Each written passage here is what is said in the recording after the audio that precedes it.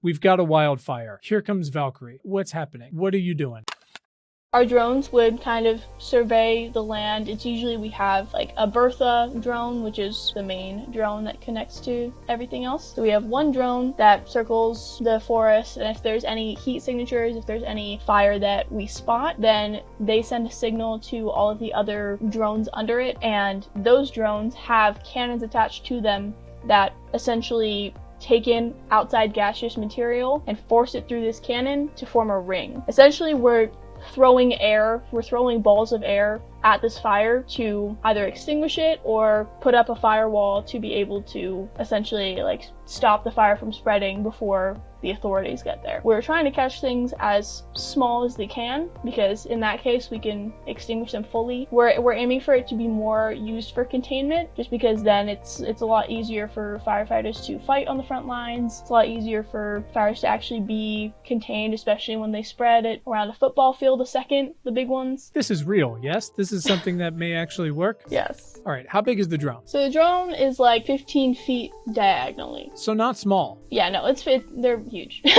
They're pretty big. Is Bertha larger or just in charge? Just in charge. They're all the same size. And how autonomous are these things? They could be like fully autonomous, but we're trying to figure out a way for like the data collection and like surveillance kind of thing to be fully autonomous. Are you sending Bertha, there might be a fire or there was a lightning strike, or is Bertha just constantly hanging out looking for these things? We kind of envision Bertha as like, what are the driest places by like satellite imaging that are happening like right now? And then we'll send Bertha kind of around that area. It's like a lot of combination of data science that we're trying to use to easily facilitate like this technology. And we basically send her into the driest places, or like the places that are most likely to catch on fire. So what you're saying is there's not like 40 Berthas just hanging out around California at all times. You're kind of day to day, theoretically, there's a few of them looking for these things. They're usually like, we envision that as they're located just at a local fire station or like a fire department, and then they go to wherever Bertha needs them to go. Right now, we're testing like a hydrogen fuel cell. The only way for them to really be sustainably like up there and fighting is right now with like gas. So like they're gas powered drones, just because they are so big. So that's why we're testing a new like power source to make it like completely green, and that's essentially like they can run on like 6 hours with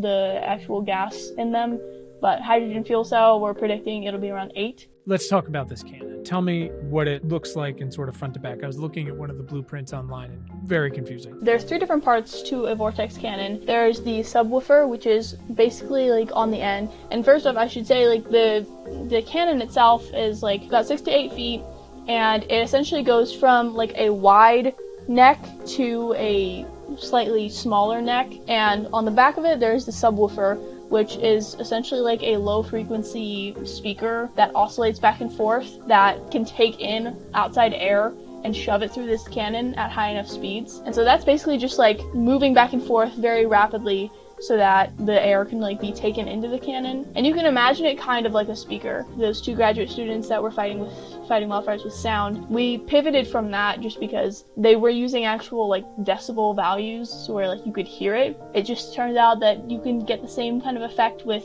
just like air. There's no decibel value involved there really, or if it is, it's very, very small. This speaker oscillates back and forth and takes in air along that side, so you can basically act like it's opening, air goes in, it closes, air goes like through the cannon. So it just like goes very fast. We're taking in all of this air very fast through this cannon, and the cannon is getting smaller and smaller and smaller and concentrating all of this air into one ball. And then when it exits, it like hits this like little lip and it curls. That will push and pull on the fire's fuel base and basically disrupt a bunch of different legs of this fire triangle to extinguish that fire. Valkyrie, you realize this is really fucking cool, right?